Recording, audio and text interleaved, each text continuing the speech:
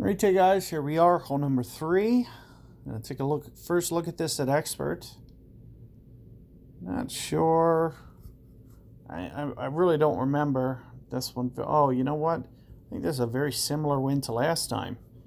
There's kind of two different ways to play this. One of the ways that I do is go over this way. I really think this is the same win from last tournament. The most top spin is going to be your best bet. But as you can see, going to be just a little bit limited here. Maybe just used a little bit of overpower, but you can see I can't go too much. I'm thinking somewhere along the lines of 4 rings, plus just a little bit of curl.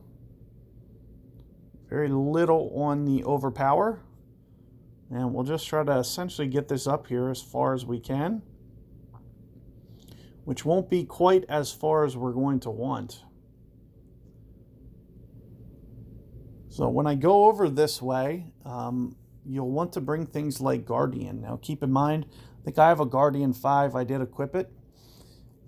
It's a little bit restricted on its backspin. So if you have a Guardian 6, Guardian 7, Guardian 8, I am going to recommend that you use more backspin than I do, which is going to change your land zone. So you can't copy my guide exactly, but it gets you in the ballpark. But as I mentioned, that little bit of extra backspin is going to make all the difference. It does make it just a little bit easier to play the backstop. But that's more or less what we're going to do, is we're going to try to play the backstop, get the ball coming back towards the hole. As I mentioned, it is I mentioned this in Master, that it is kind of tricky to do this. It really needs to hit the exact point back there for it to roll down towards the hole. And you can actually see the ball guide in effect on that guide. And I'm thinking, what is this, 1.7 per ring? It's very tough to get this ball coming back towards the hole. So I'm thinking something along the lines of, this is about the line, where it needs to stop. However, you almost got to do some sort of overplay. So I typically may go right around 5 rings here. But I'm going to need to go just a bit more here. So I'm thinking maybe even 6 rings. I need some kind of overplay that's maybe like 6.1 rings.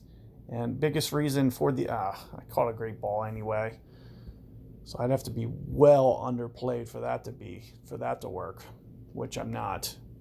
As you can see, it's shooting back towards the hole, but it's winding up to the right. So you really do need to get that up towards the fringe. And with the perfect ball, 6 rings might have been pretty good there. That overplay is essentially because of wind effect.